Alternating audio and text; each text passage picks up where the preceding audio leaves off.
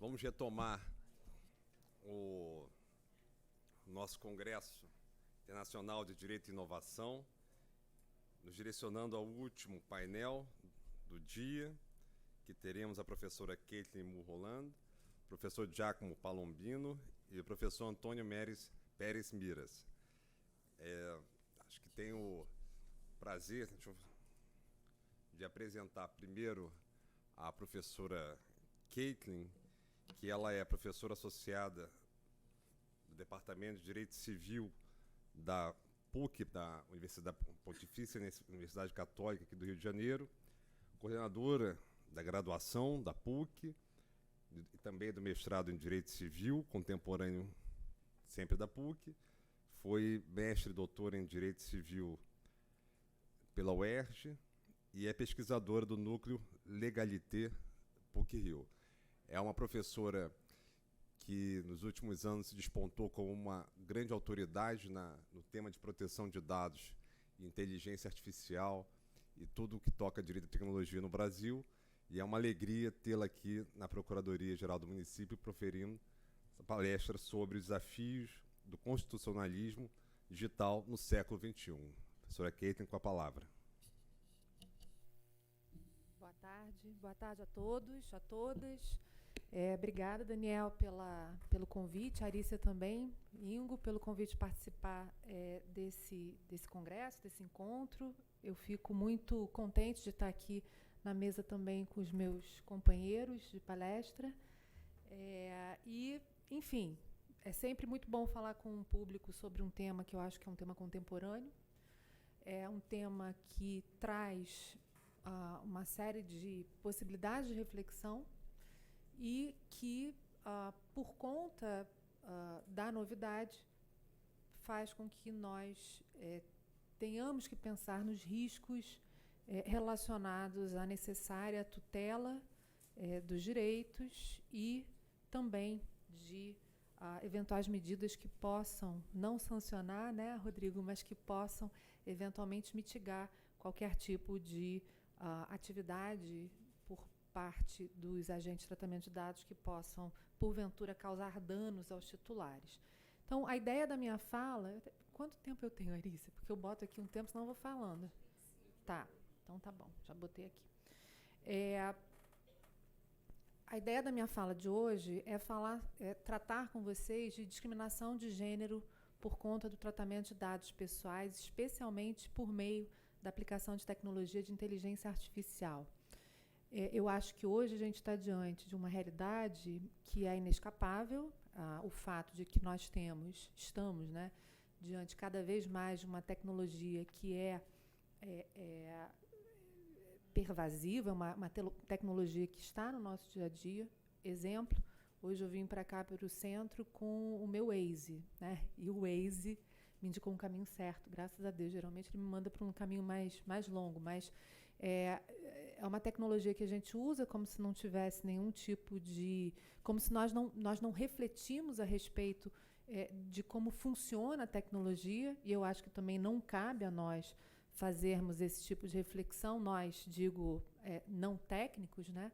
Mas a gente está diante de uma tecnologia que utiliza sistemas, né, de aprendizado de máquina e que podem, de fato, impactar na integridade física das pessoas. Durante um tempo, aqui no Rio de Janeiro, para quem não é do Rio, a gente tinha a condução de pessoas por meio desse aplicativo para dentro de comunidades perigosas e com consequências, eventualmente, até consequências de bastante monta, né, para essas pessoas. Mas, enfim, isso é só para dar um rápido início à minha palestra, para dizer que tecnologia é algo que está, e principalmente hoje a inteligência artificial, está hoje no nosso cotidiano, no nosso dia a dia, ainda que nós não tenhamos ou não saibamos que ela está sendo aplicada. Então, dito isso, né, como é que existe, como é que se dá esse diálogo entre sistemas de inteligência artificial? E quando eu falo de sistemas, também um rápido parênteses, né? Não vou querer dar uma aula aqui técnica sobre o tema, mas a gente pode considerar que inteligência artificial, ou os sistemas de inteligência artificial, ou das inteligências artificiais, são nada mais, nada menos que uma programação, um software que vai ser aplicado para buscar uma determinada finalidade, que, na grande maioria das vezes, é uma finalidade de recomendação ou predição de condutas. Então, como se dá o diálogo, portanto, entre essas tecnologias e o estudo ou a aplicação de dados pessoais? Eu sempre digo que a inteligência artificial ela trabalha com dois insumos, com dados, e aí dados de qualquer natureza, né? Mas aqui o que importa para a gente é justamente os dados pessoais, porque vão impactar na tutela e na promoção da dignidade da pessoa humana e vão, com certeza, né, ou eventualmente, né, com certeza é forte, mas eventualmente gerar danos ou risco de danos a essas pessoas. Então, o primeiro insumo seriam os dados, o segundo insumo seria a matemática, né? Então, a inteligência artificial, para que ela possa funcionar de forma adequada e trabalhar de maneira a gerar um resultado que seja eficiente, ela precisa de uma quantidade cada vez maior de dados, né? Então, a ideia, né, de Big Data está conectada diretamente com a eficiência de sistemas de inteligência artificial. E, se a gente está falando de dados, né, de Big Data ou de dados, a gente tem que necessariamente se referir à qualificação dos dados, que, né, a meu ver, não é uma qualificação fechada, mas, e nem, portanto, não exaustiva, mas a qualificação dos dados como dados sensíveis, que a própria Lei Geral de Proteção de Dados nos traz no artigo 5º, inciso 2º, quando estabelece que os dados pessoais, ou categoriza os dados pessoais sensíveis dentro, né, de uma perspectiva não discriminatória, ou seja, o legislador optou por incluir no conceito de dados sensíveis aqueles dados que teriam uma alta capacidade discriminatória e impactos relevantes, inclusive no exercício da democracia ou na tutela desses exercícios. Então, dados relacionados à raça, a dados genéticos, biométricos, dados relacionados à saúde e vida sexual, e aí, mais um parênteses, né, por vida sexual, eu entendo que a gente está diante também de questões relacionadas à orientação sexual e não só à saúde sexual, ou seja, existe essa conexão que eu acho que é fundamental e necessária, mas não existe uma menção específica sobre questões de gênero, né? E eu me coloco muito sobre esse debate, ou questões específicas, né, de desigualdades relacionadas a gênero. Eu me coloco muito esse debate, né, identificando situações em que a gente possa ampliar o rol de aplicação ou de categorias de dados pessoais sensíveis por meio de uma interpretação realizada com base no artigo 11, parágrafo 1º da Lei Geral de Proteção de Dados Pessoais, que estabelece que pode ser considerado como dado pessoal sensível dados que são tratados de forma sensível. Resumidamente, né? Então, existe um embate doutrinário muito forte. Eu praticamente estou sozinha nessa, mas eu não tenho problema. Às vezes eu gosto de ficar sozinha mesmo na sustentação da não taxatividade do artigo 5º, inciso 2º. Mas, pois bem, então a ideia hoje é falar justamente da discriminação de gênero por meio da aplicação de sistemas de inteligência artificial com base em dados que podem ser dados diretamente identificados como dados de gênero ou podem ser dados que são inferidos por meio de tratamento de dados não sensíveis, né? Exemplo tranquilo, nome não é dado pessoal sensível. No entanto, o reconhecimento, né, tirando os nomes que a gente eventualmente se depara, que podem ser femininos, masculinos, que não fazem flexão de gênero, mas, na grande maioria das vezes, o próprio nome, que não é dado pessoal sensível, identifica o gênero de uma pessoa que, por sua vez, pode ser tratado ou utilizado num tratamento automatizado via sistemas de inteligência artificial que geram como consequência algum tipo de discriminação, violando, portanto, o princípio da igualdade. Então, vamos pensar aqui, né, e eu acho que aqui, Daniel, a gente está muito mais num diálogo, né? Então, eu vou trazer para vocês alguns casos, começando pela ficção científica até chegar ao mais concreto dos casos, né? E a ficção científica, ela serve para ilustrar a sociedade, né, distópica, que hoje eu não considero mais distópica. Eu acho que o Aldous Huxley e o George Orwell não imaginavam a vida que nós estamos vivendo. Mas, enfim, foram premonitórios de uma certa forma. Os filmes de ficção científica mais interessantes que a gente assiste hoje, modernamente, né, são filmes que colocam a mulher numa posição de vilã, a máquina vilã. Tem um filme muito interessante, recomendo a vocês, que é um filme chamado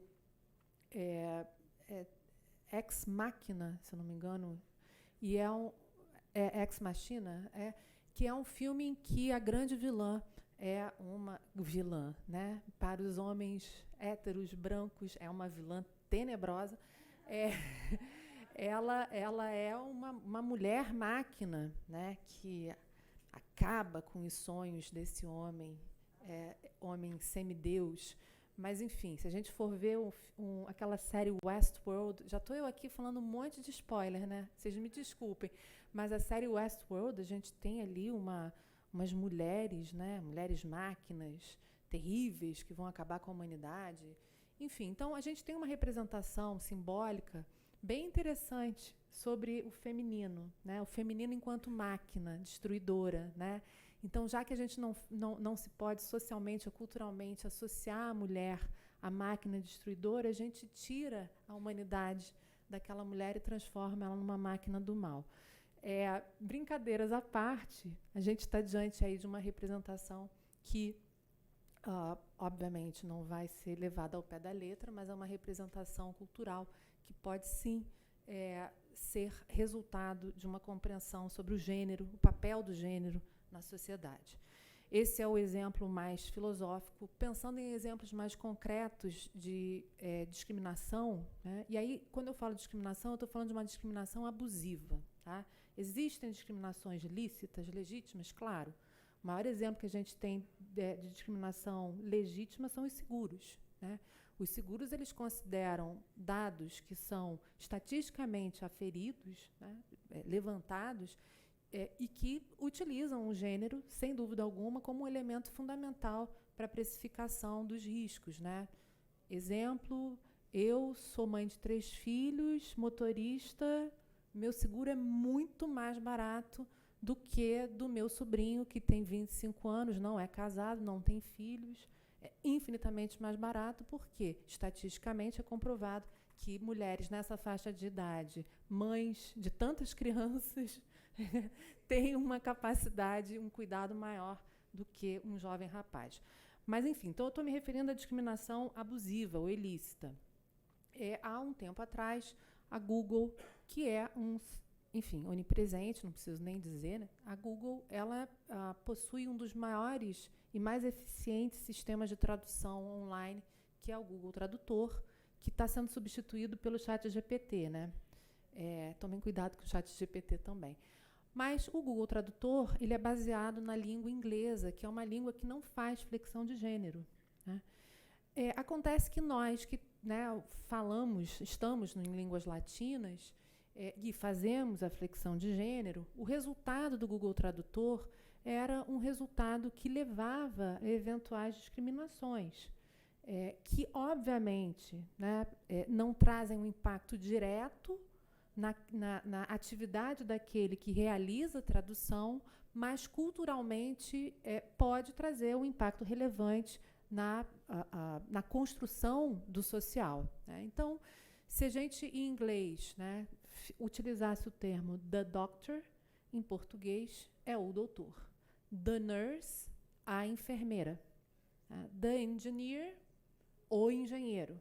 Então, em algum momento, a Google foi, e a gente sabe que momento é esse, mas a Google se deu conta que ela precisava pensar em formas de utilizar os dados que seriam culturalmente identificados. E a forma de fazer isso é muito fácil: geolocalização e termos, né? A linguagem. Qual é a linguagem que flexiona? Então, hoje, vocês podem fazer uma pesquisa, eu espero que não esteja errada.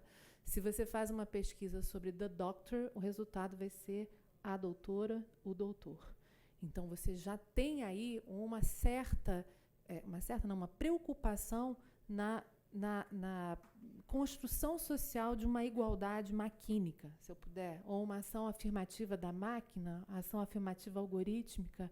Eu e Gabriela, a gente vai escrever sobre isso. Mas, enfim, esse é um exemplo mais concreto. E temos tantos outros exemplos em que o gênero é utilizado como forma, na aplicação de sistemas de inteligência artificial, por si só, como forma de discriminação, né? E, portanto, tratamento desigual e, portanto, danos eventuais por violação do princípio da igualdade. Um exemplo que é até anedótico, porque foi um exemplo que foi trazido, foi denunciado pelo Wozniak, que era sócio do Steve Jobs, é um exemplo que diz respeito ao oferecimento no mercado americano do cartão de crédito da Apple, que é oferecido pelo banco Goldman Sachs. E o cartão de crédito da Apple, o Wozniak, ele fez uma denúncia. Quer dizer, na verdade, ele reiterou uma denúncia que tinha sido feita por uma outra pessoa no Twitter,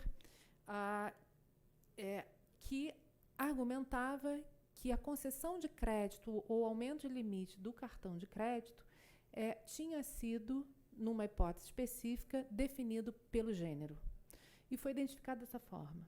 E o Wozniak, ele reiterou, quer dizer, o dono da Apple falou: realmente, o Goldman Sachs, que está mandando o nosso cartão para a rua, o banco está agindo de forma discriminatória. Basicamente, se a gente, naquela determinada situação, um casal que possui uma mesma renda, ou a mulher eventualmente tem uma renda superior, tem um patrimônio, portanto, né, que resguardaria de forma mais adequada o crédito, ela tinha, ao requerer um aumento do seu limite, ela tinha deferido um valor infinitamente inferior do marido ou de alguém que tivesse, do gênero masculino, que tivesse feito essa solicitação, essa mesma solicitação. Então, vejam, são situações que partem, né, do filosófico distópico até uma situação bastante concreta que, sem dúvida alguma, quando inserida, né, quando esses dados são inseridos em sistemas que realizam determinadas decisões que são automatizadas, potencializam coletivamente danos, né? Porque aí você deixa de desconsiderar, na rodagem, né, de um sistema automatizado, você deixa de considerar o olho no olho do gerente do banco e passa a considerar como sendo absolutamente verdadeiro e legítimo uma decisão que é tomada pela máquina e que, na grande maioria das vezes, não é ou contestada ou explicada. Tá? Então, como é que a gente resolve essa situação do ponto de vista prático?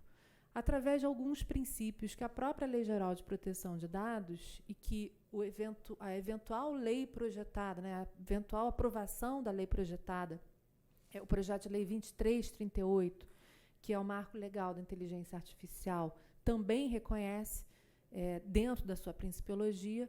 Então, concretamente, a gente pode utilizar alguns princípios trazidos tanto pela LGPD quanto na eventual lei para tutelar e, de alguma forma, limitar qualquer tipo de tratamento discriminatório. Que princípios são esses? O primeiro princípio quer dizer, são vários, né? Mas o primeiro princípio é justamente o princípio da finalidade, que, aliado ao princípio da transparência, vai permitir ao sujeito titular de dados, ou à sujeita, né, titular de dados, reconhecer, saber o porquê que aquele dado de gênero está sendo utilizado para aquela determinada finalidade e identificar se a conexão, né, para atingir uma determinada finalidade, aquele dado é relevante ou ele deve ser descartado. E, portanto, um terceiro princípio da Lei Geral de Proteção de Dados é o princípio da minimização, utilização de dados mínimos para atingir a finalidade pretendida pelo agente de tratamento de dados.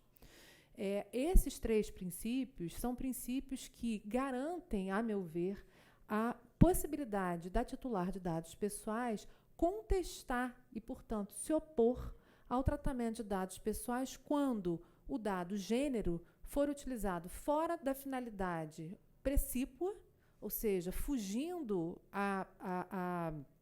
ao interesse primordial do agente de tratamento de dados, para essa contestação, né, para se opor no sentido de requerer uma explicação de quais foram os dados relevantes para se atingir uma determinada decisão e, com base nisso, requerer eventual exclusão desse dado para o tratamento de dados que está sendo realizado.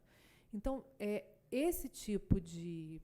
eu acho que isso é um consenso, né? Esse tipo de situação, ela só será, de fato, e aí eu estou de mãos dadas com você, Rodrigo, ela só será, de fato, plenamente tutelada ou exercitada a partir do momento em que as pessoas tenham ciência, consciência, educação,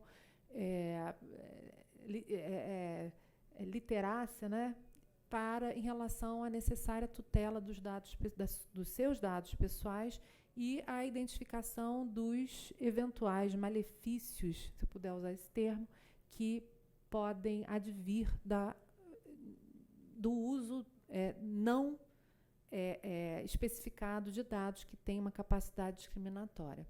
Eu vou ficar por aqui, Daniel, mais uma vez agradecendo. São muitos assuntos, você sabe, se você me deixasse eu ficar aqui 2 horas conversando com vocês. A gente pediu uma cerveja. Então, muito obrigada.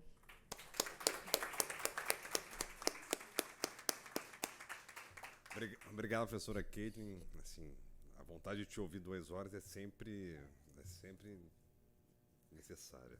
Vamos lá, vamos seguir em frente. Então, nós temos nosso próximo conferencista, é o professor Giacomo Palombino, que é professor de Direito Constitucional da Universidade de Granada e nos falará a respeito do direito à identidade pessoal no ambiente digital. Professor Giacomo Palombino, o senhor tem a palavra. Muito obrigado. Normalmente se empieza con los agradecimientos. Hoy voy a empezar con una disculpa porque no voy a hablar en portugués, lo siento, pero voy a aprovechar de la posibilidad que me han reconocido los directores del Congreso y voy a hablar en español. Además, es una situación peculiar porque es un italiano en Brasil que habla en español, pero efectivamente trabajo en España y estoy seguro que nuestras raíces latinas, ¿no?, nos ayuden en entendernos.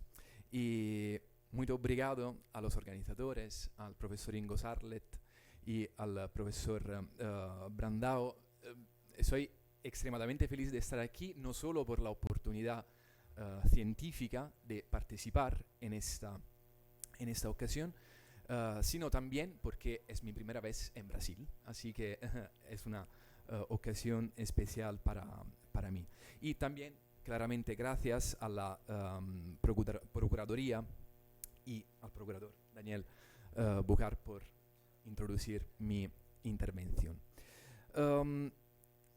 El derecho a la identidad personal. Quiero empezar muy brevemente explicando un poco cómo ha nacido mi interés por este concepto, por esta idea del derecho a la identidad personal. En particular, diciendo una cosa, es decir, que el interés para esta materia surge en verdad fuera del razonamiento sobre el constitucionalismo digital. Pero este congreso ha sido la ocasión para llevar, digamos, en el ámbito del constitucionalismo digital una opinión crítica que había desarrollado, ¿no?, alrededor de este concepto, el derecho a la identidad personal. En particular, esta idea nació sobre la base de la lectura de mucha jurisprudencia europea, jurisprudencia constitucional europea, en particular italiana, que también en ámbitos distintos hacía eso, referencia a este concepto, la identidad personal, reconociendo un derecho a la identidad personal. Lo que ha pasado es que, aunque compartiendo las decisiones que esas sentencias iban tomando, no me voy a centrar en las varias particularidades, ¿no?, de esta jurisprudencia, me he dado cuenta que el concepto de identidad personal estaba muchas veces utilizado de manera equivocada. Es decir, me ha llevado, digamos, a desarrollar una opinión crítica sobre la misma posibilidad de configurar un derecho a la identidad personal. Derecho que, en mi opinión, esto aparece muy poco claro, una configuración muy poco clara.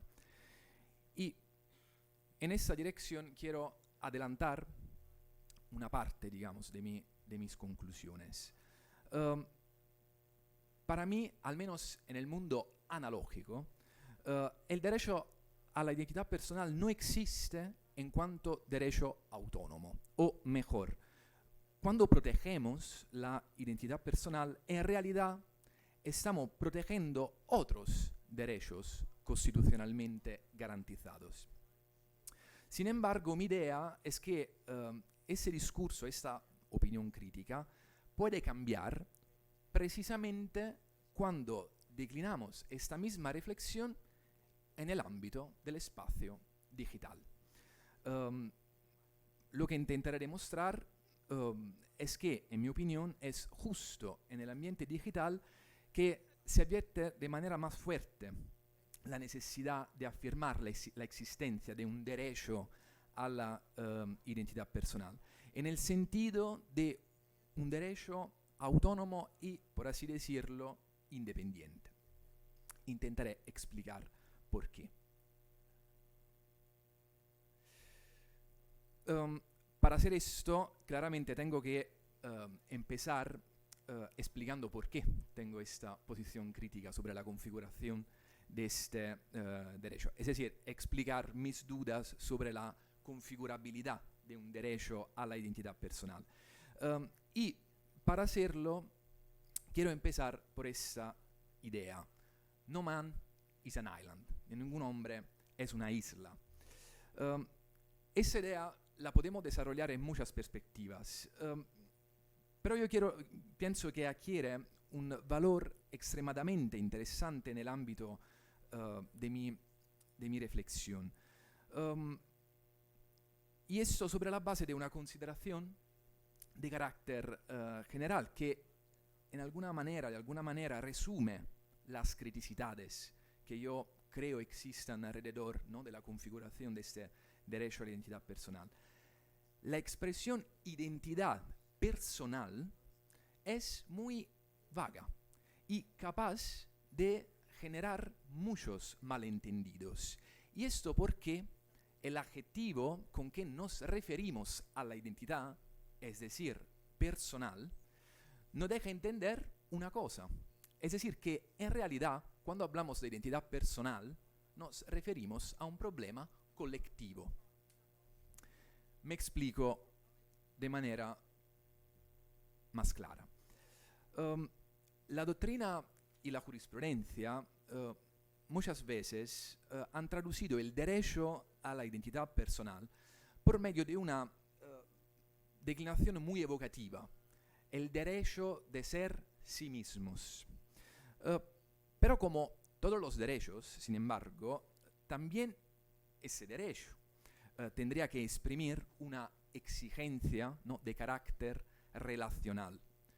De hecho, sabemos que la tutela de un derecho no sirve solo para que un individuo pueda autodeterminarse en su intimidad más profunda, sino también y quizás sobre todo para consentir el ejercicio de ese derecho también frente a los demás miembros de la sociedad.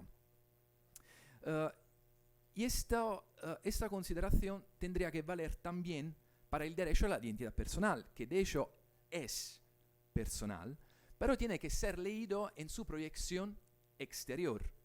No es tanto el derecho de ser sí mismos, sino el derecho que los demás me reconozcan y me representen por lo que soy y o por cómo yo deseo ser reconocido y representado.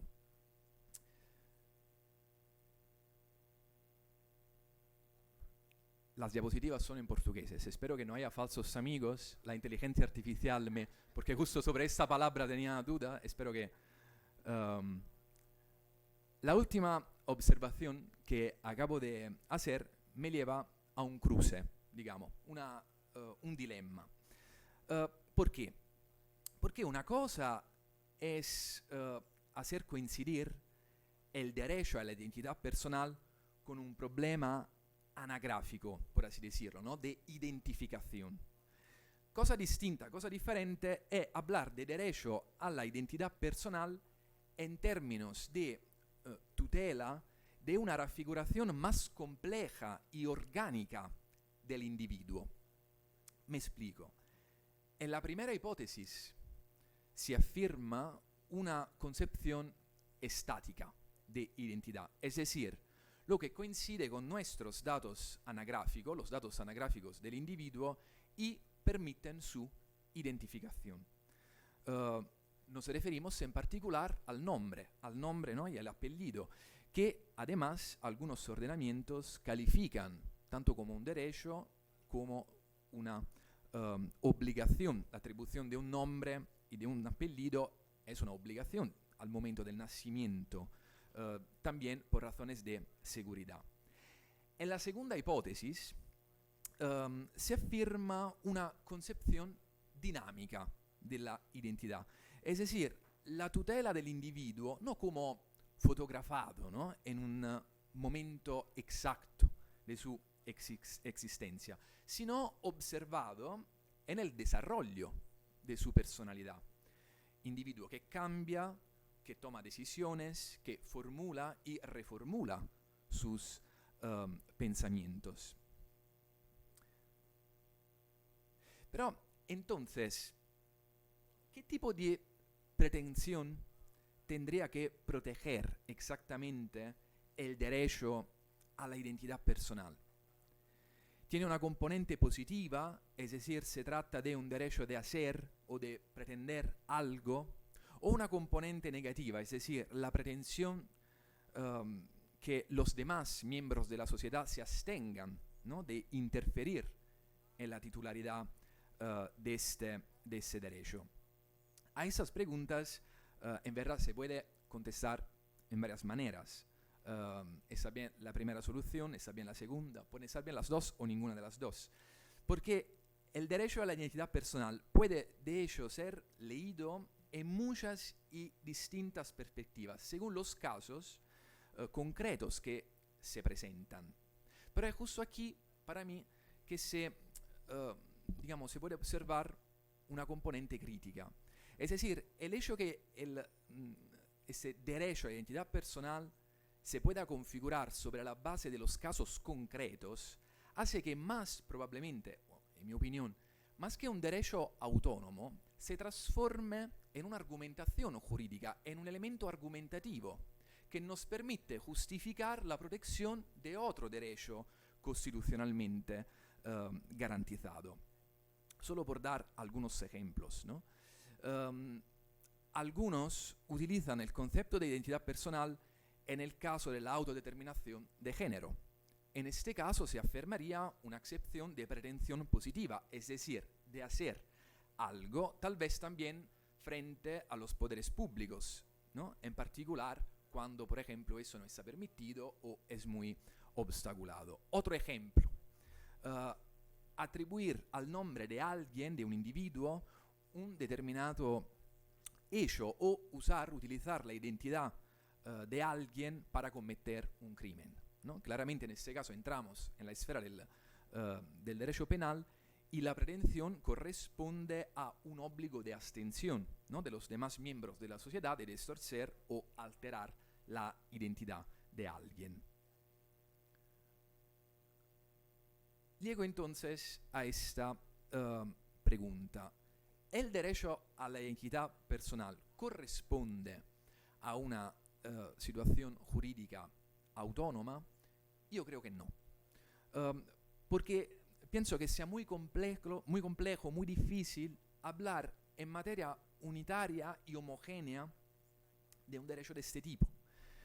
No solo tendría una configuración compleja, porque protege muchas situaciones, pero el problema es que todas esas situaciones jurídicas que protege son muy distintas entre ellas. Y, atención, con eso no quiero decir que las situaciones que podemos, que mencionaba antes, que podemos proteger utilizando el concepto de identidad personal, no merezcan esta tutela.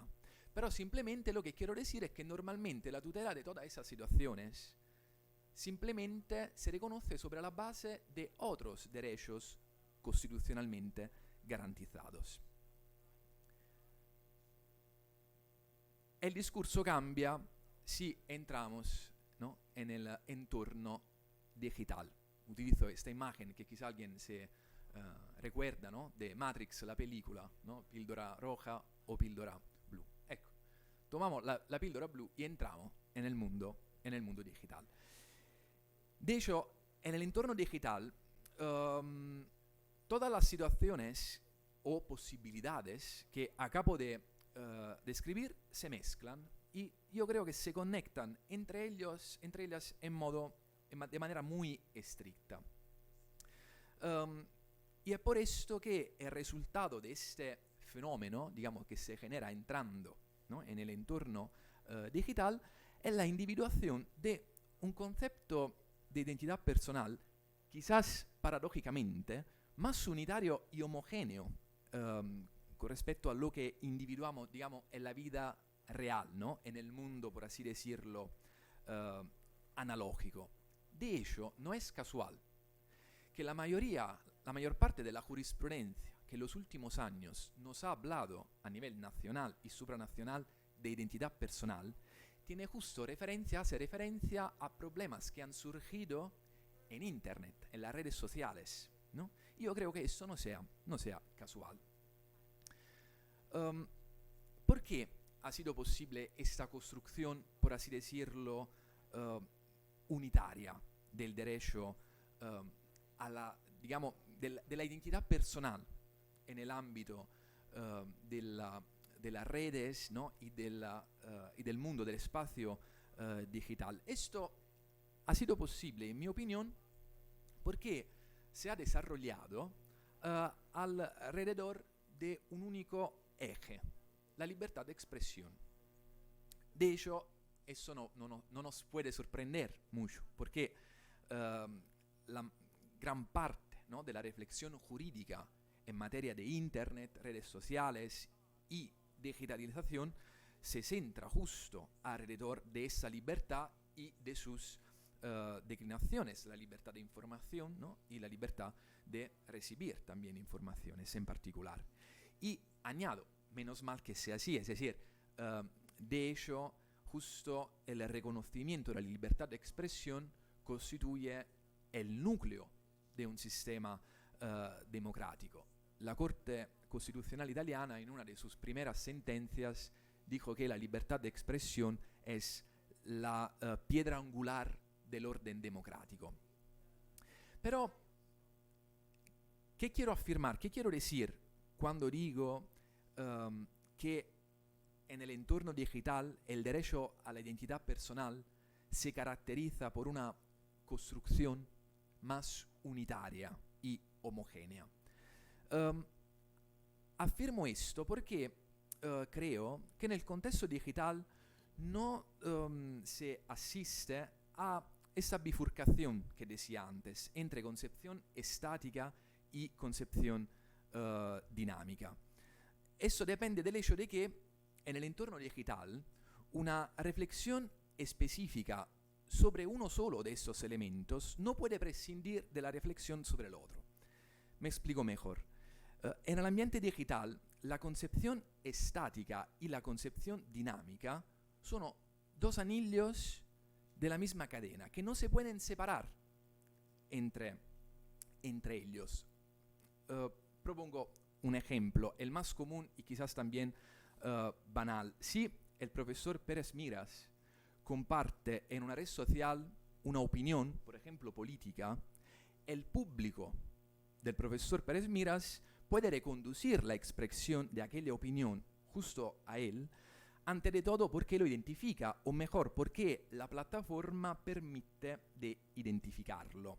¿Esto qué significa? Que en las redes sociales somos lo que decimos, somos las opiniones que compartimos. Nuestra identidad en el mundo digital no se compone exclusivamente de un nombre y de un apellido, pero también y sobre todo de las ideas y de los pensamientos que compartimos, ¿no?, a través de aquel nombre y de aquel apellido. Y en mi opinión, no podemos y no debemos quizás tampoco seguir haciendo exclusivamente referencia a la libertad de expresión, porque la identidad personal en el contexto digital, o si preferimos también la identidad digital, es el resultado de nuestras elecciones, de nuestras preferencias, de nuestros comportamientos digitales. Y eso lo saben muy bien las compañías tecnológicas, ¿no?, y los algoritmos que se nutren de esas informaciones. Todo lo que acabo de describir nos pone frente a muchas implicaciones, pero quedando en el perímetro de mi intervención, quiero evidenciar la importancia en el ámbito del estudio del constitucionalismo digital de la configuración de ese derecho, un derecho a la identidad personal como situación subjetiva autónoma. Esto yo creo que sea ante todo posible, a diferencia de lo que decía antes con referencia, ¿no?, al mundo analógico, gracias a esta construcción homogénea, ¿no?, que mencionaba antes. Pero sobre todo yo creo que sea necesario y quizás también urgente. Alguien podría afirmar que esto, la verdad, ya se está haciendo. En Europa, por ejemplo, la afirmación de un derecho a la identidad digital se está, digamos, construyendo a nivel tanto estatal como a nivel sobranacional. En particular, la Unión Europea está por aprobar un nuevo reglamento en materia de identidad digital, es decir, introducir un sistema único de identificación digital para todos los ciudadanos europeos, ¿no?, para que puedan de manera fácil demostrar su identidad y de tener determinados documentos en todos los países miembros. Sin embargo, el derecho a que me refiero yo es algo diferente. La identidad digital que leemos en muchos de esos documentos normativos recientes o de próxima aprobación, en verdad desarrolla sus funciones exclusivamente en el ámbito de las prácticas administrativas.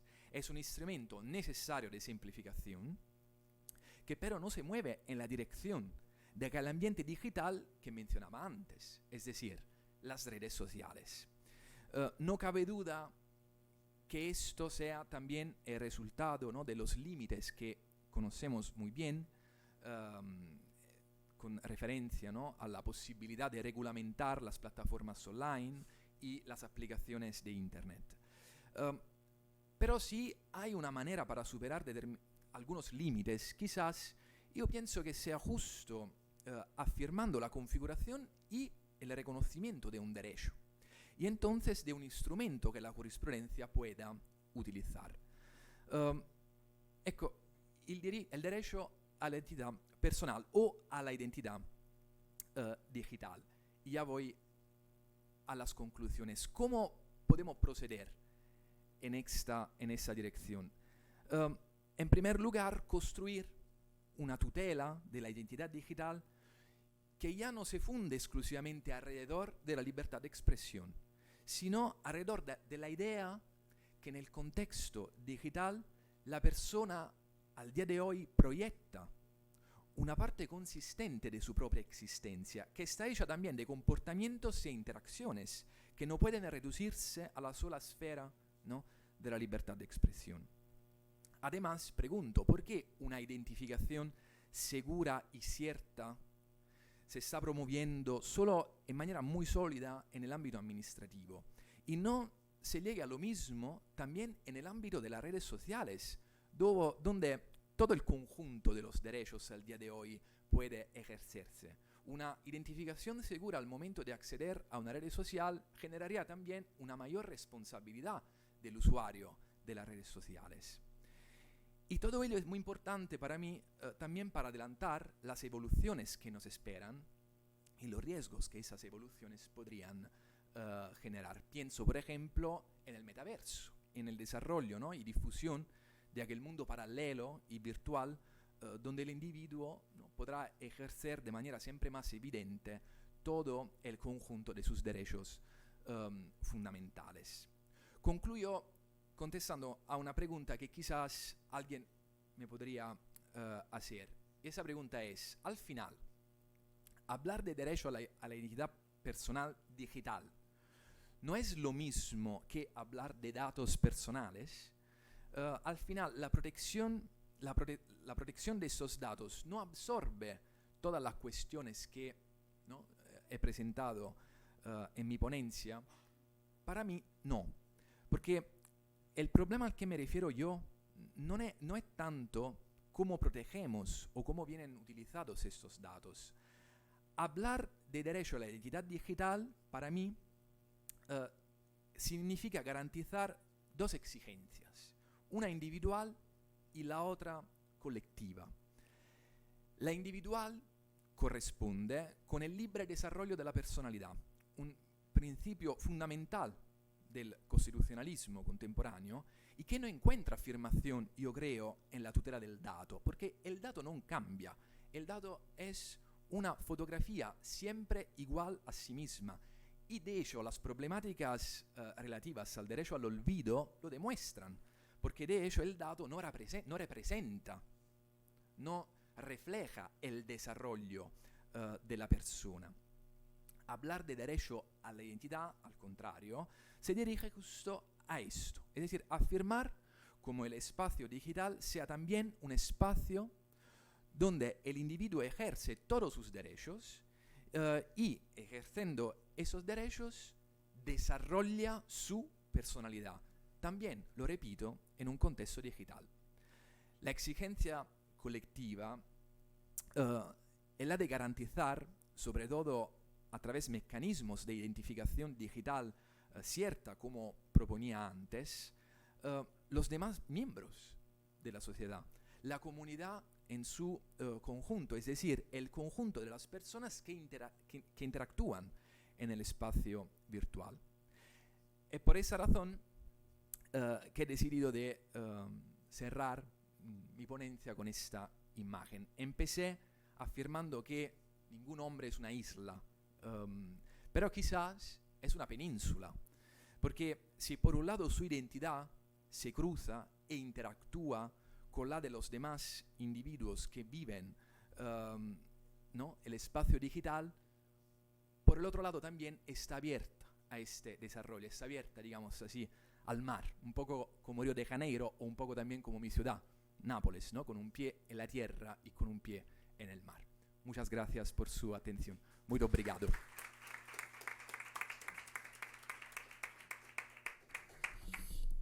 Muito obrigado, professor Giacomo Palombino, mas tenho certeza que Nápoles não é igual ao Rio de Janeiro, porque no Rio de Janeiro todo mundo vai à praia antes de trabalhar, como vocês viram ontem no feriado, né? Bom, eles tinham certeza que aqui no Rio de Janeiro todo mundo ia à praia. A praia estava cheia 9 horas da manhã, só que não sabiam que era feriado ontem. Então vamos passar agora a palavra para o professor Antônio Pérez Miras, professor de Direito Constitucional também da Universidade de Granada, que vai nos falar sobre o direito à informação sobre saúde no contexto da telemedicina. Professor Pérez Miras, a palavra é sua. Muito obrigado.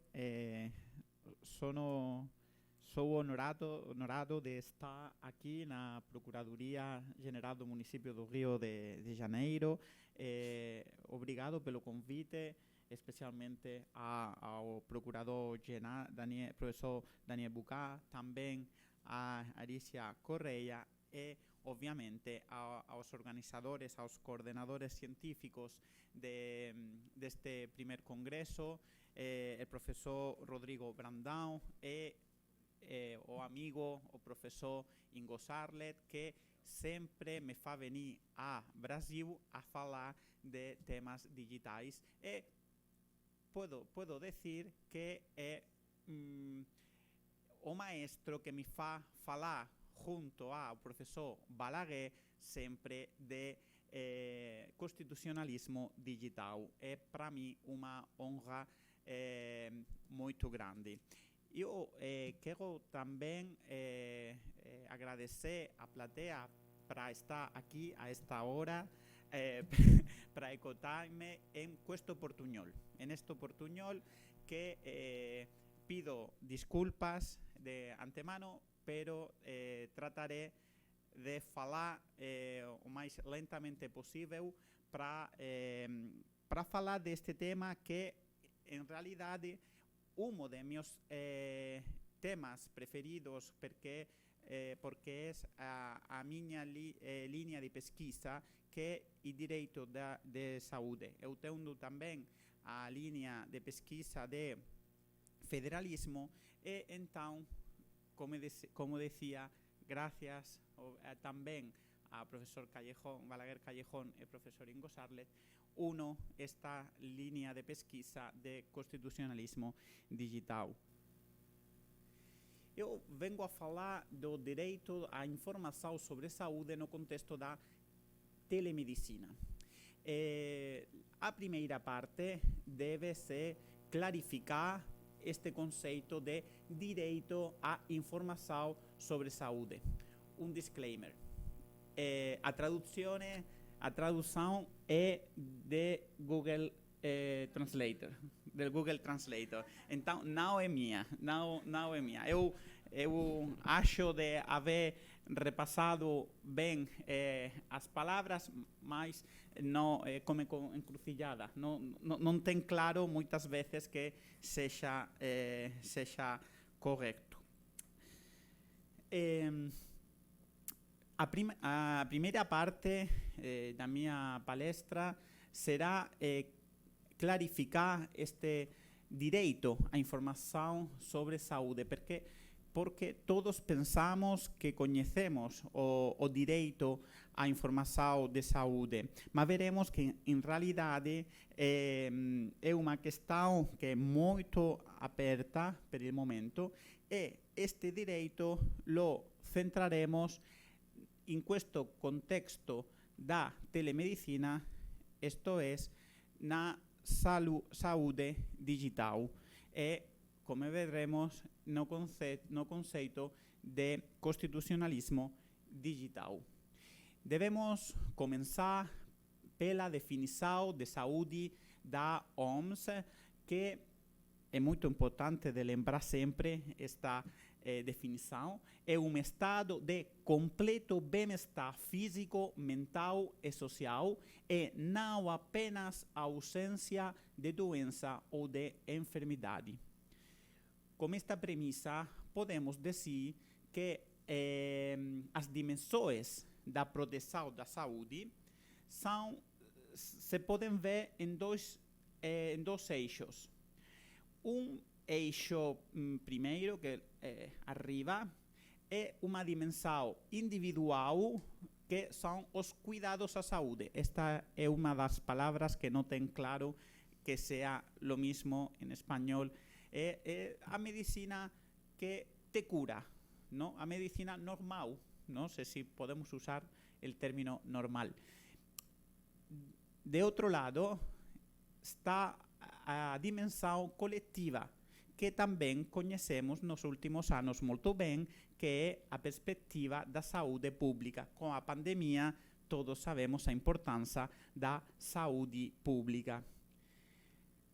Por outro lado, el otro eixo, tenemos la medicina curativa, que guarda relación con esa dimensión individual, esos cuidados de la salud, que también, como hemos visto en la pandemia, guarda relación con la salud pública, pero tenemos más asociado a medicina curativa cos cuidados da saúde.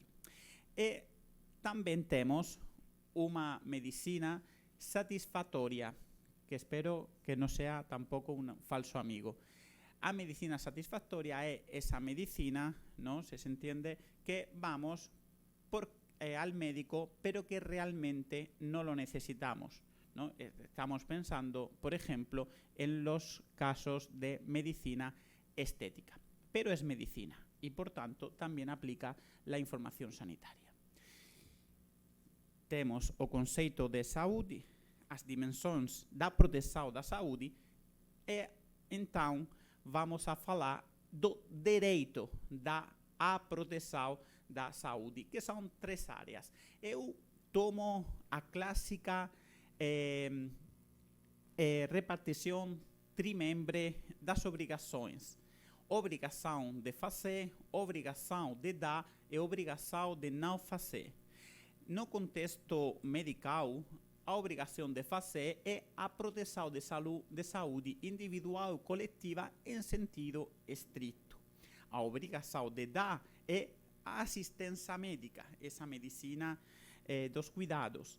E uma obrigação de não fazer, que pode ser a mais conhecida pelos problemas jurídicos, que é a autonomia do paciente, o direito a decidir sobre os tratamentos médicos. Com estas 3 obrigações, temos cubiertas juridicamente todos os âmbitos do direito à proteção da saúde. Então, a coisa importante, em realidade, como todo direito, é a relação. E, neste caso, uma relação que sempre traz entre 2 pessoas, um médico e um paciente. O dicho pessoas, não? Pelo contexto digital.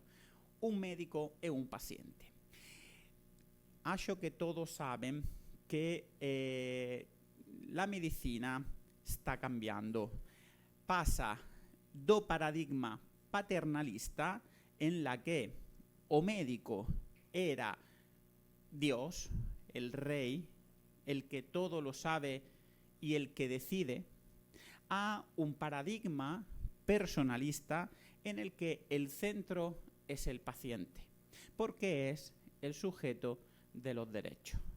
No manda el médico, manda el paciente. Ahí tenemos ese concepto que ya he dicho de la autonomía del paciente. Por tanto, nos encontramos ante una cuestión constitucional, una verdadeira questão constitucional. A dignidade da pessoa e direitos fundamentais é o ponto fundamental da essa relação entre médico e paciente. Então, é além do consentimento informado. O consentimento informado, perdona aos civilistas, está muito bem, como se vê em essa apresentação, pela firma, por uma exceção de responsabilidade. Mas eu falo de uma outra coisa. Eu estou falando de pessoas que se comunicam. Somos, como decía Habermas, seres comunicativos. O que define al ser humano es nuestra capacidad de comunicación. Me ha gustado mucho lo que ha dicho mi colega, el profesor Palombino, sobre que en las redes somos lo que pensamos. Al final, yo siempre le digo a mis alumnos que el pensamiento solo da igual.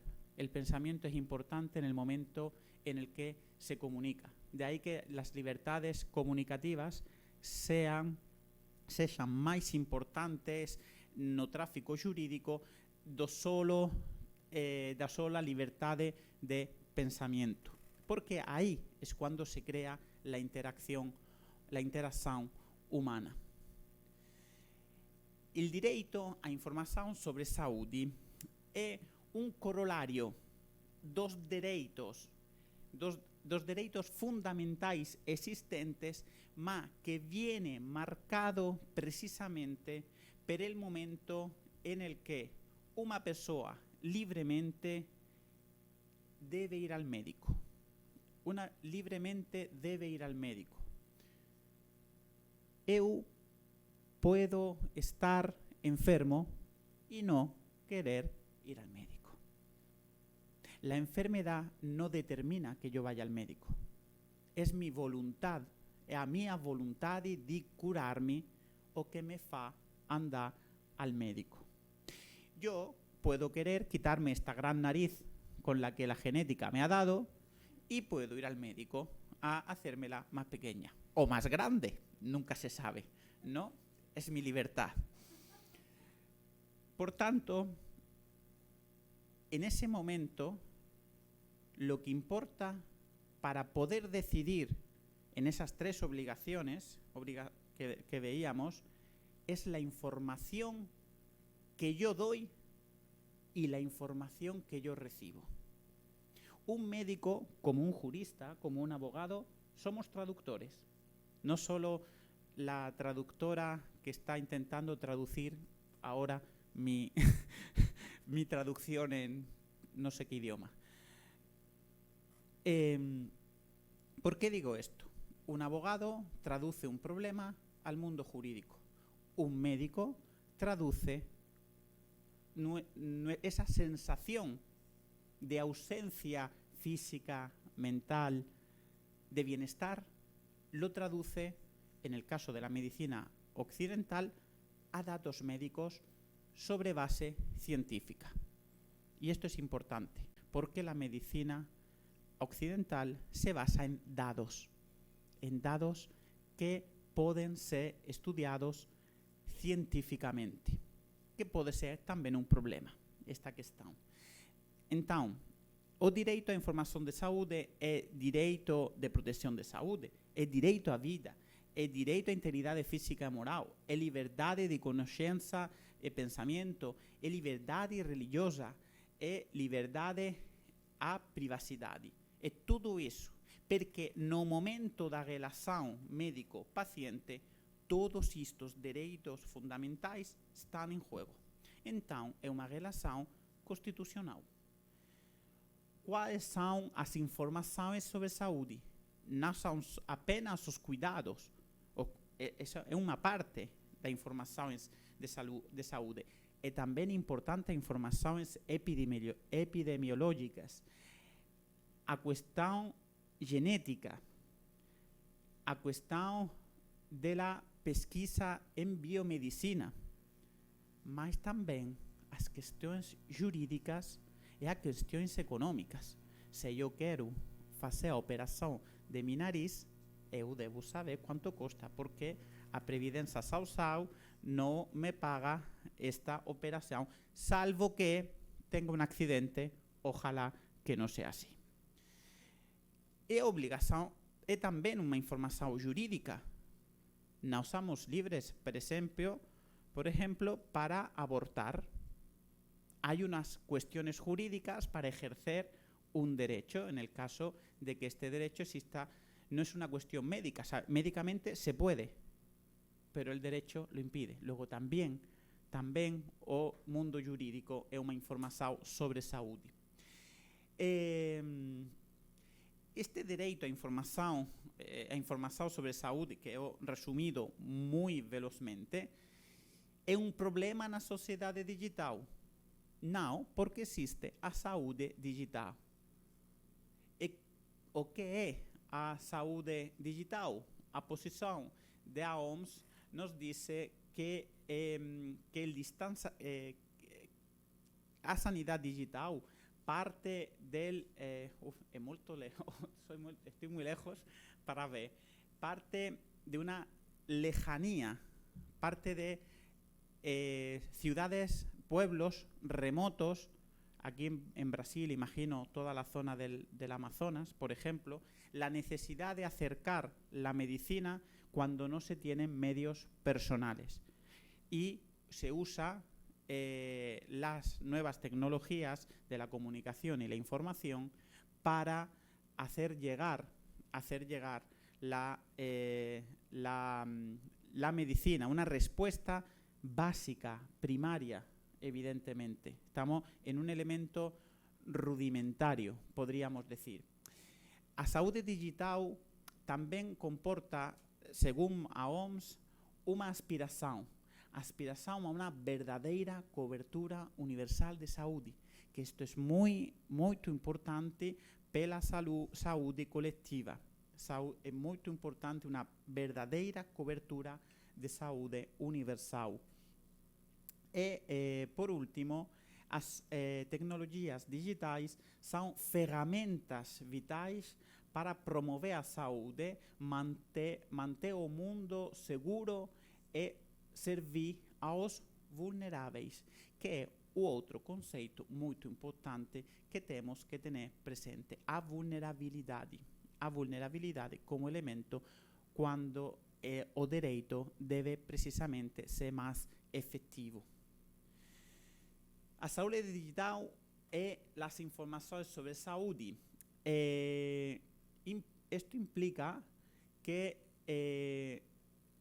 a saúde digital nos dá informações de gestión administrativa ordinaria de un centro de saúde ou una área de saúde.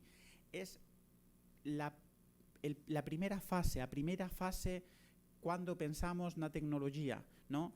Adiós al papel y incluimos el ordenador. Le damos al médico un ordenador, una tablet, hacemos que la gestión del hospital sea con elementos digitales. Esto ya forma parte de nuestra vida diaria. Informações clínicas para apoiar o diagnóstico e tratamento. Isto é máis importante, porque as tecnologías dan facilidade para ter un coñecimento máis profundo da esa tradução dos dados de saúde a unha resposta médica. Informações de vigilancia e análise epidemiológica. Quando a pandemia, os dados de a evolução do coronavírus eran moito importantes para decidir se podíamos ir sin mascarilla, con mascarilla, máis distancia social, menos distancia social. A saúde digital tamén implica publicações oficiais u outros documentos. En relación con el punto 2, el médico de un pequeño pueblo hoy, gracias al ordenador, tiene acceso a todas las revistas, a todo el conocimiento verdaderamente actualizado y a un precio mucho más asequible que los antiguos vademecum tradicionales de los médicos. Y por último, informações técnicas para uso en outras técnicas de apoio diagnóstico, exámenes laboratoriais ou tratamento. Efectivamente, todas esas nuevas máquinas, todas esas nuevas técnicas que permiten conocer mejor, estoy pensando en el análisis genético, permiten conocer mejor una solución para que el médico nos dé un tratamiento. En este contexto, vamos a ver qué nos dice la OMS de la telemedicina.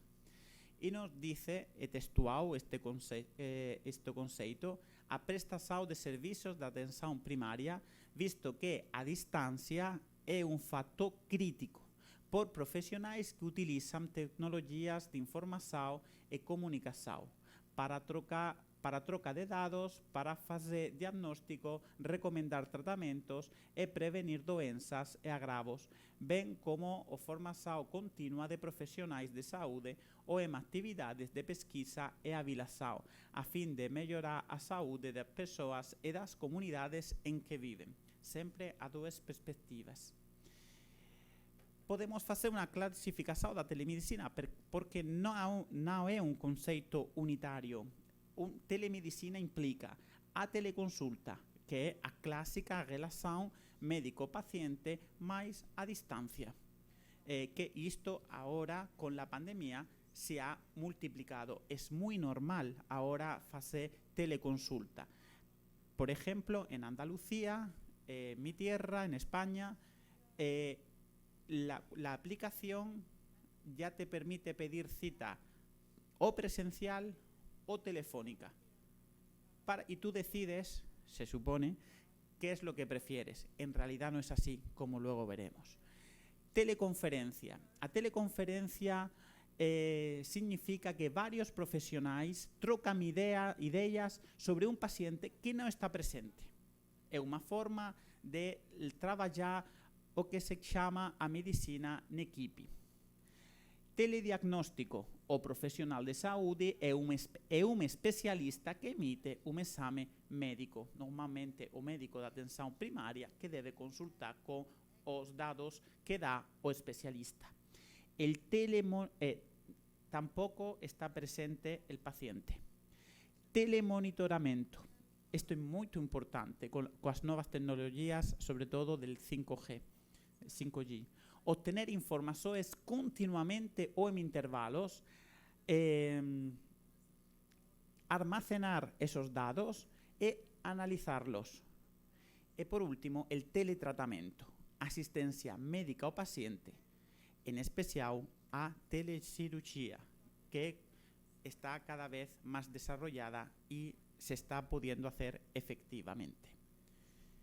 En este contexto, a importancia dos dados de saúde é fundamental, porque, básicamente, si se dan cuenta hasta ahora, de lo que estamos hablando es de dados. Es de dados sanitarios, esos mismos dados de los que hemos hablado durante todo el día de hoy, que permiten crear perfiles, que permiten hacer marketing, que permiten que seamos un producto. Y por tanto, si somos un producto, dejamos de ser personas. Esto es muy, muy importante. Dejamos de ser pessoas si somos un producto. En este sentido, é muito importante o Regulamento General sobre a Proteção de Dados europeo, que é o primeiro direito netamente europeo. O primeiro direito netamente europeo. É uma questão muito importante esta. Y este regulamento, no artículo 9.1, dice expresamente que é prohibido o tratamento de dados genéticos, biométricos, para identificar unha persoa de forma inequívoca, dados relativos á saúde ou dados relativos á vida sexual ou orientación sexual de unha persoa. Entón, a primeira lectura nos dice que el dado médico está prohibido su uso como tratamento. A realidade é que non é posible, porque el médico necesita tratar esos datos. Y por tanto, el propio artículo 9 establece as excepções a este derecho. Importante, aquí he hecho un resumen que prácticamente son todas las letras de las excepciones, he quitado la de libertad sindical, la de tutela judicial efectiva. Básicamente todas influirían en los datos de salud, pero es que expresamente la letra H, y si no me equivoco la letra L, creo que, o I, porque ya no la veo bien, pero sobre todo la H expresamente se están refiriendo a los dados de Saudi como una excepción, es decir, que estos pueden tratarse siempre con el consentimiento y para que supongan una mejora precisamente de la salud de la propia persona.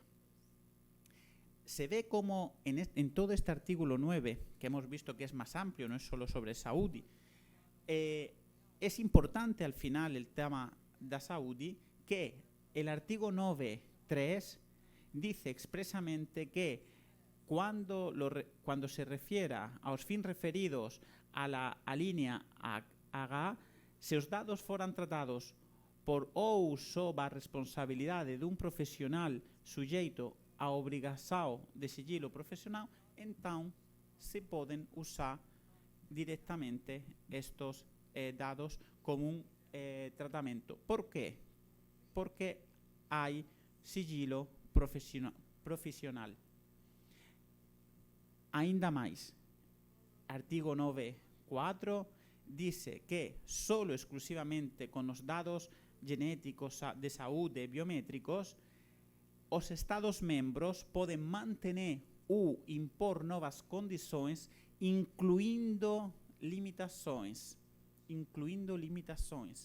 Então, estamos falando que de todo o artigo 9, o tema da saúde é, ao final, dos eixos principais da motivación deste artigo, que no solo no es una prohibición, sino que en realidad es la gestión de un dato extremadamente sensible. Por lo que esa idea de prohibición del 9.1 no es tal, porque es que no podemos prohibir el uso de datos de saúde, salvo que nos estemos refiriendo a prohibición a que un tercero los use. Pero es que eso es normal, porque es normal en cualquier dado, no solo en estos más importantes o más sensibles. Creo aquí. 3 reflexiones finais sobre saúde digital e direito á información en saúde. Esto, un minuto para as reflexiones finais. As premisas: a proximidade, a dignidade e cuidado.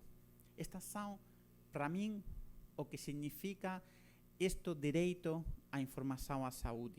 Proximidade, dignidade e cuidado. Esto es, unha relación con un médico humano. Y aquí viene, por tanto, una crítica. A telemedicina jamás podrá sustituir por entero el contacto humano. Los profesores de universidad lo sabemos bien. Nos puede gustar dar clases online. Nosotros en Granada tenemos un máster 100% online, aprovecho para venderlo, pero no es lo mismo. No es lo mismo que, por ejemplo, Giacomo y yo podríamos estar en España ahora, terminar, estar en pantalón de pijama, la misma corbata, en una pantalla, pero no es lo mismo que estar aquí en Río con todos vosotros. No es lo mismo. El prontuario médico.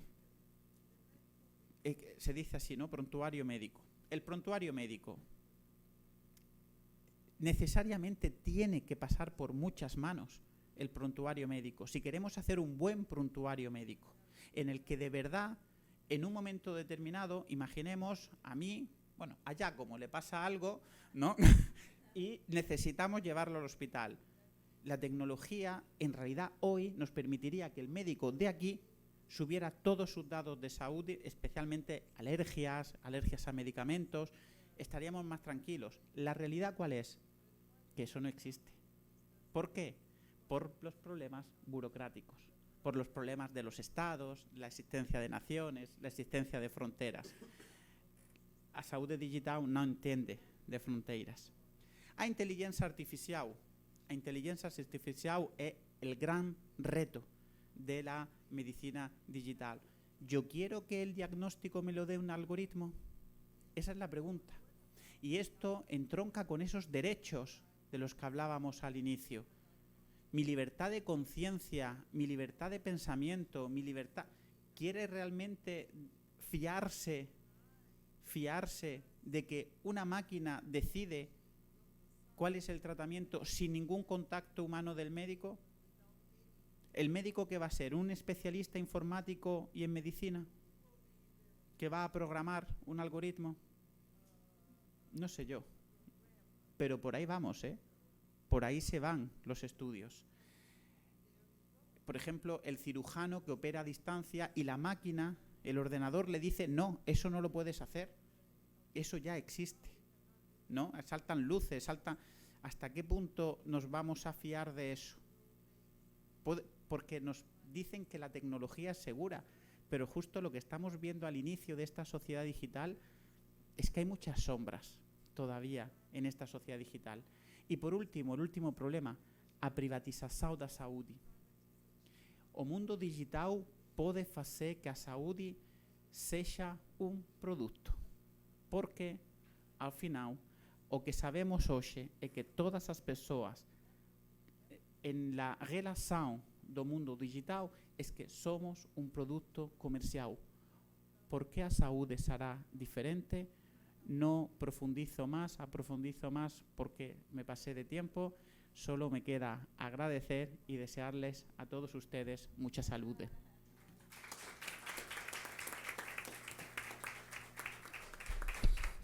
Muito obrigado, professor Antônio Pérez Miras, pelas palavras. Semana passada nós estávamos na Secretaria de Saúde aqui do município, Ministério da Saúde Municipal, com mais fácil compreensão, mas falando de telemedicina. E a questão era como haverá contratação de uma empresa para prestar o serviço, como ficam os dados de saúde através de uma plataforma que não é nossa, né? Então, questões bastante modernas aí até para manter a integridade dos dados, enfim, integridade mesmo da própria situação da prestação de serviço de telemedicina. Bom, terminando aqui o nosso painel, as palestras, vou abrir aqui para eventuais perguntas que tenham na plateia. Eu tenho uma. Professor, primeiro a professora Gabriele, por favor. Vamos para a professora Gabriele. Bom, eu queria dizer que eu fico muito feliz e peço desculpas, mas às vezes a gente está escutando uma coisa e parece que o diálogo vai entrando na cabeça da gente e a gente acaba interagindo. Então, as palestras foram maravilhosas. Eu as utilizei como alavancas arquimedianas para grandes planos do Cebolinha, né? Infalíveis. Então, parabéns de coração, foi muito bom. E eu vou colocar um ponto que também a ideia é ouvi-los um pouco, né? Porque é uma preocupação séria. Nós sabemos que há uma tendência muito premente, para alguns considerada inadiável, com relação à abertura dos dados. E aí a gente vê, por exemplo, a questão de dados abertos em várias áreas, exemplificando, né, os dados financeiros no Brasil já são uma realidade, né? Então, não há mais como a gente ignorar essa situação. Portanto, eu me preocupo, junto com a minha amiga, como é que vai ficar a questão da discriminação algorítmica, exatamente em razão desse cenário de que no Brasil nós sequer temos uma consolidação de proteção de dados efetiva. Me parece, pelo menos eu quero crer que seja uma espécie de tecnofobia e que eu esteja errada, mas me parece que é algo muito, no mínimo, temerário a gente apostar na abertura dos dados num cenário em que a gente já viu, e inclusive várias palestras testemunharam isso, e a própria vida tem testemunhado, de que ainda falta muito na construção de um sistema adequado. Por último, também deixando para os colegas espanhóis o uso dos chamados aparelhos vestíveis, né? E a questão dos dados, porque esses vestíveis, eles, na verdade, eles vão ao encontro dessa extensão, da expansão do conceito de saúde digital. E me parece que eles ainda não estão merecedores, eles ainda não são merecedores de uma atenção maior quando nós tratamos sobre esse tema. Bom, era isso. Queria ouvi-los um pouquinho. Posso só para, acho que talvez para agilizar, já fazer a minha observação, aí fica, não é nem propriamente uma pergunta, em primeiro lugar os parabéns a todos os palestrantes, uma condução por parte do Daniel, né? Acho que estava comentando com o Rodrigo, né? O evento foi top, né? Acho que do início ao fim, né? Estava excepcional o evento, né? Mas também com relação ao que a Kate colocou, né? Eu estava comentando com a Gabriele, e isso no final acabou fechando com a fala do Antônio, né? De que é quase inimaginável como alguém pode achar que o rol é taxativo dos dados sensíveis, né? Ou seja, é quase incompreensível que alguém possa ter a opinião que a posição majoritária seja oposta, né? quando, na verdade, tudo aponta para o contrário, que é uma exigência constitucional de a mais ampla proteção possível, né? Tanto dos dados pessoais quanto dos demais direitos fundamentais da própria identidade pessoal, ficando aqui nos exemplos da mesa, né? Que esse rol não seja taxativo, não seja exaustivo. E o regulamento europeu, na verdade, aponta a mesma coisa, né? Ao deixar para os estados, inclusive, como depois ficou claro, né? A possibilidade de estabelecer mais limitações, isso é rol aberto. Quer dizer, agora, não dá para entender, de fato, como alguém possa pensar, né? Inclusive à luz da Duralex, né? E do espírito, digamos assim, do sistema protetivo, que seja diferente. Então, só queria dizer, aproveitar essa deixa, né, que houve esse fechamento aí em relação a um ponto que a própria Kate tinha comentado e que eu realmente não consigo entender, mas estamos juntos, de qualquer sorte. Era isso que eu queria colocar. Então, primeiro, a professora Caitlin, para a questão dos dados financeiros, enfim, que já estão abertos, como a professora Gabriele ressaltou. Posso começar pelo final? Ingo, eu sou minoritaríssima. Eu cheguei aqui, eu posso falar, deve estar sendo gravado, né? Então, posso falar abertamente, eu faço parte de um grupo de professores, advogados, membros da sociedade civil que debatem proteção de dados no país. E eu levantei, foi feita uma pergunta nesse grupo, mas quem é que... Estou dando a entonação porque foi como eu recebi, tá? Quem é que fala que o artigo 5º, o rol do artigo 5º, inciso 2º, não é taxativo? Aí eu levantei minha mão, eu falo. Então, o discurso, na verdade, né, desses professores, advogados, ativistas, né, enfim, e tantos, é que a ampliação do rol não é devida por dois motivos. Primeiro, porque no o projeto original constava, depois da contextualização desses direitos, uma vírgula, dentre outros. E esse dentre outros foi retirado, o que significa que a mens legis, né, era considerado taxativo. Segundo argumento, e a segurança jurídica? Vamos deixar na mão da magistratura a decisão sobre blá, blá, blá, enfim, aquele discurso que a gente já conhece ante nós.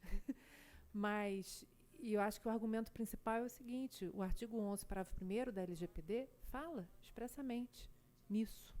Fala, vai ser equiparado a dados sensíveis, o tratamento sensível de dados que revele, né, o tratamento de dados que revele dado sensível. Então, enfim. Exato, exato. E a questão que a Gabriele trouxe, que eu acho que é uma questão que vai para além dos dados abertos das finanças, porque o dado aberto de finança, mal ou bem, a gente tem Open Banking, Open Finance, enfim. Esses dados abertos, eles, de uma certa forma, eles são justificados, né, pela necessidade de fiscalização estatal sobre questões relacionadas a, enfim, as finanças pessoais, né? O Banco Central acha isso... do ponto de vista funcional, eu acho absolutamente interessante, né? Agora, o problema não é o dado financeiro, é o dado de saúde, né? O dado de saúde, os dados abertos de saúde já são uma realidade no Brasil, né? A gente tem, dentro do DataSUS, a gente tem, inclusive, incentivos para os planos privados e as seguradoras de saúde, incentivos no sentido, né, de um lobby muito forte, indicando a necessidade da abertura desses dados para que seja possível, né, uma eficiência, exatamente, uma eficiência, né? Imagina, o sujeito vai lá no Hospital Municipal de Catolé do Rocha, no interior da Paraíba, e depois vai ser atendido no Hospital Estadual no Rio Grande do Sul. Então, os dados têm que ser abertos e tal. Até que ponto, né, qual seria o limite dessa abertura, né? Então, acho que, do ponto de vista do poder público, por assim dizer, eu acho que existe uma necessidade de compartilhamento para uma questão de saúde pública, de implementação de política pública de saúde. Agora, Sul-Américas e tais da vida, né, a abertura desses dados para grandes empresas, acho complicadíssimo. Sou contra. Antes de passar a palavra para os professores Palombino e Pérez Mira, professor Ribas, lá na PUC, dizia que quando ele fosse mediar, ele não ia ser rainha da Inglaterra. Mas eu também não queria ser rainha da Inglaterra, mas tem que falar alguma coisa. Há 15 anos atrás, eu fiz uma pesquisa lá para a dissertação sobre a proteção de dados e administração pública, e eu fiz uma pesquisa sobre o cartão de transporte aqui da cidade, que ele era anônimo e fazia divisão de cores para as gratuidades. Não, a cor da tarjeta era para cada gratuidade. Então você tinha pessoas idosas, crianças da escola, cada um tinha uma cor. E tinha a cor das enfermidades mais graves. E você via o rol de enfermidades que tinha, uma única não era visível, era portador de HIV. E quando a Secretaria de Comunicação aqui da Prefeitura fez um estudo para dizer quantas pessoas usavam mais o cartão gratuito, portadores, quer dizer, todas as espécies, né? Desde idoso, aposentado, enfim. O certo é que na conclusão, o tratamento de dados pela Secretaria de Comunicação resultou na seguinte conclusão, que uma pessoa que tivesse um cartão e você não visse qual era a enfermidade, ela tinha 80% de ser portadora de HIV. Então você tinha, a partir de dados anônimos feitos, tabulados pela Secretaria de Comunicação, a cor do cartão você sabia, a possibilidade era, os anônimos se tornou um dado sensível. Então eu me filio a você há muitos anos, eu não tenho a menor dúvida disso. Então vou passar aqui a palavra para os nossos professores Palombino e Pérez Mira sobre os vestíveis, né, os dados vestíveis, né, os aparelhos, iPhone, enfim, iWatch, né, E eu, assim, não uso isso. Fico apavorado. E se for chinês, então, nem pensar. Não tem nada a ver pela tecnologia, mas é porque lá não tem proteção de dados, né? Bueno, quiero pedir disculpas porque no sabemos si hemos comprendido bien la idea, pero si no, me lo repite, o sea, y lo probamos a hacer. Yo soy crítico con el pensamiento de que en la relación sanitaria el dado es fundamental, como estamos haciendo parecer en toda nuestra vida. Este propio congreso es el ejemplo de que la protección de datos se ha convertido en el centro casi de cualquier relación jurídica. Entramos en una web, damos OK. Vamos a cualquier oficina pública, privada, tenemos que firmar tratamiento de datos. Si soy crítico con el consentimiento informado, también voy a ser crítico con este tratamiento de los datos por parte del ámbito sanitario. Estoy totalmente de acuerdo con que visualmente ya damos datos. Yo estoy diciendo que podría ser o que he estado en Europa o que soy europeo. Orgulloso europeo. No llevaría esto si no creyera en Europa. Soy alguien que lleva corbata. Soy alguien que tengo unos kilitos de más. Luego como, ¿no? Y así absolutamente con todo. Cuando me comunico, si me comunico de una manera, de otra, estamos dando datos. Y cualquier persona está interpretando. Tradicionalmente podríamos pensar, me cae bien, me cae mal, me gusta, no me gusta. ¿El problema cuál es? Es cuando esos datos entran en lo que estamos de la sociedad digital, en el que esos datos no saben si de repente esta conjunción de datos que a mí me pueden llevar como persona a decir me gusta, no me gusta, un algoritmo dice que yo soy un potencial terrorista y por tanto no me dejan volver a Brasil, porque un algoritmo comprado por el gobierno de Brasil me dice además que yo puedo caer enfermo en 2 días y que no, que voy a hacer un gasto a la sanidad de aquí y no vaya a ser que no sea capaz de reconducir ese gasto a España a una aseguradora, que previamente la aseguradora me ha hecho un test de datos y en un algoritmo ha decidido que solo me cubre hasta una cantidad. ¿Eso es derecho a la salud? ¿Eso es lo que queremos para el derecho a la protección de la salud? Además, en un sentido de la OMS de cobertura universal. Yo diría que no. ¿Cómo conjugamos, y aquí mi carácter crítico, el hecho de que nosotros seamos en sí emisores de datos, emisores de información? ¿Cómo lo conjugamos con las relaciones jurídicas que se dan sobre la base del derecho, evidentemente, y de los derechos fundamentales? Pues yo diría que intentando ser ponderados, equilibrados. Es lo que quería decir, que no he dicho con el prontuario médico. En España se han dado casos de que empieza a haber casos de quién accede. El problema del prontuario es quién accede al prontuario. Porque el prontuario formalmente es del paciente, pero no es verdad. Yo no he visto mi prontuario, yo no tengo acceso. Si yo no tengo acceso, no es mío, es del médico. En España ha habido casos de anotaciones que ha hecho el médico que, en cuanto ha tenido conocimiento, porque se han imprimido y lo ha visto el paciente, ha dicho: ¿por qué pones que tengo cara de ser una persona amargada?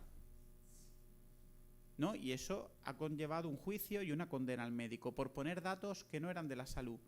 O a lo mejor sí, ese prontuario no queremos que sea algo que sea también lineal en el tiempo. A lo mejor mi cara de amargado hoy resulta que me lo ha puesto una persona que sabe quién soy y que sabe que yo normalmente no tengo esa cara. A lo mejor él en ese momento apuntó eso porque no se le quería olvidar, como nosotros podemos apuntar de alumno me mira raro. Ya me acuerdo, para la nota final, ¿no? Pero el problema no es lo que yo apunto, sino la interpretación que se haga del médico. Por eso es muy importante, que era mi última crítica, de atención a la privatización de la salud. No es ahora me voy aquí, ahora me voy allí. No, la protección de la salud necesita de un sistema. Necesita de un sistema en el que tengamos un seguimiento real de nuestra salud. ¿De qué me sirve a mí, salvo en urgencias, que me trate cualquier médico? Lo ideal es que te trate precisamente un médico que sabe que si te está viendo con una cara un día de amargado, a lo mejor no es el motivo por el que tú fuiste, ni la enfermedad, pero a lo mejor está diciendo que está en una incipiencia de depresión. Y está ahí. Y a lo mejor otro médico, en otro momento, uno va a urgencias porque tiene ansiedad y es capaz de leer, aparece hoy con cara de amargado. Y a lo mejor es aquí la información, sin ningún algoritmo. Una persona formada, humana, dice, puede que a esta persona le pase algo.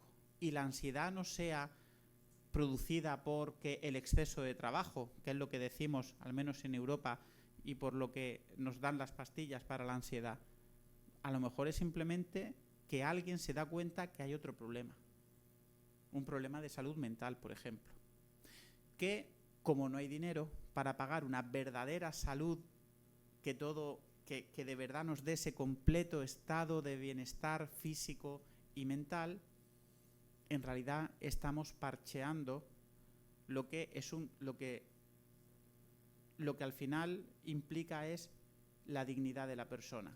Si un médico me ve llegar, ¿no?, y me ve que estoy extremadamente delgado, que tengo una actitud nerviosa, eso ya son dados, ¿no? Eso ya es un dado. ¿Hace falta que lo diga, que el paciente transmita dado?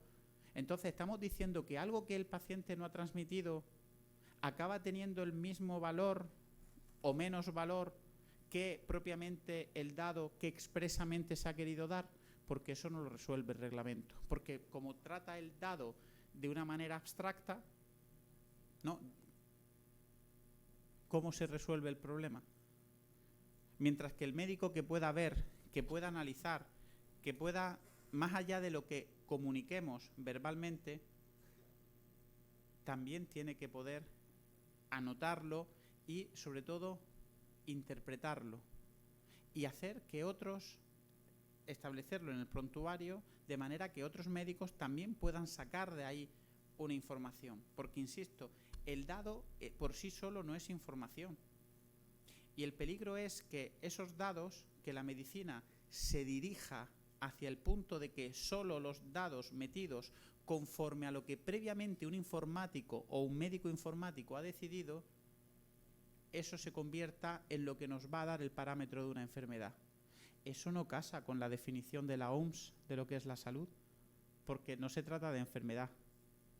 Se trata de estado de bienestar completo, físico y mental, y no solo la ausencia de enfermedad. Entonces yo veo que vamos al revés, que la sociedad digital, precisamente para hacernos un producto que necesitemos ir al médico por el colesterol, por la ansiedad o los problemas que se están dando estéticos. Hoy en día muchos problemas estéticos se tratan desde la psiquiatría, no desde la medicina estética. Al final, ¿a qué nos lleva esto?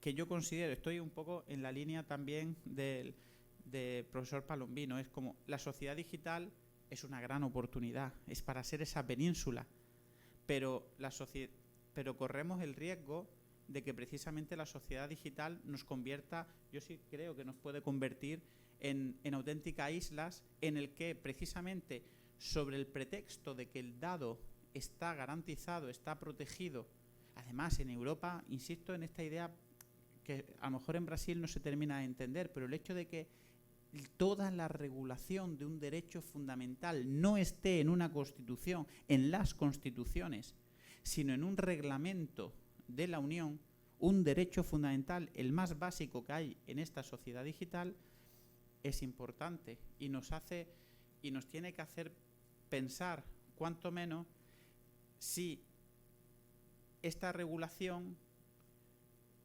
protege de verdad la dignidad de la persona, que es la base, como bien sabemos, para la garantía de los derechos, o es la excusa para poder actuar en el mundo comercial, en el metaverso. Yo pregunto, cuando hablamos del metaverso, yo no conozco nada del metaverso, no me he metido, no me he comprado. Cuando me dices que en el metaverso puedes comprar una isla, ¿y para qué? ¿Y para qué? Pero el problema es que lo que nos dicen es que eso es tráfico jurídico real, aunque la isla no exista. Ese es el verdadero problema. Entonces, si nos fijamos, todo el problema del metaverso, al menos todos los ejemplos que nos dicen, nos llevan a problemas del tráfico jurídico, es decir, problemas civil, problemas mercantiles. Porque que yo sepa, no sé, corregidme aquí, derecho penal en el metaverso todavía no, o sí, no lo sabemos. Pero básicamente los problemas son civiles. Son clásicos problemas, por tanto, económicos. Yo creo. Y por tanto, el riesgo que tenemos en el derecho a la salud, que es un derecho que nos ha costado mucho, que nos está costando mucho reconocer, porque al final es el reconocimiento de la persona, sea como sea, pobre, que vista de una manera, que vista de otra, al final lo que no importa es que esa persona tenga un completo estado de bienestar físico y mental. Es que esa definición de la OMS es tan revolucionaria que yo les invito a que piensen, ¿ustedes realmente todos tienen un estado completo de bienestar físico y mental? Yo no lo tengo. Yo no lo tengo. ¿Y el problema cuál es? Que el Estado no protege realmente mi salud. Si la entendemos en ese sentido. ¿Por qué? Y ya aprovecho a decir la crítica que antes nos dije. Yo intento pedir cita a mi médico y no me da cita presencial. Solo me da cita telefónica. A mí eso ya me echa para atrás. Porque digo, yo cómo le expreso por teléfono, que a saber cuándo me llama, dónde me pilla. Hay rituales de la sociedad analógica que deberíamos poder trasladar también a la sociedad digital y tener cuidado precisamente en que esas penínsulas, que yo creo que la metáfora es muy acertada, no se rompan y nos conviertan en islas como meros productos. No sé si te he respondido, Gabriel, pero lo he intentado. Já pela adiantada da hora, vamos encerrar o nosso primeiro Congresso de Direito e Inovação, agradecendo demais a todos que aqui trabalharam, aos tradutores, à equipe técnica, ao nosso centro de estudos, a Kátia, a Arice, aos nossos coordenadores, procurador e professor Rodrigo Brandão, professor Ingo Sarlit. Muito obrigado a todos que conseguiram fazer desse evento um evento, como disse o professor Ingo, top, excelente, realmente muito bom e muito agradecido por todos que aqui se envolveram. Obrigado.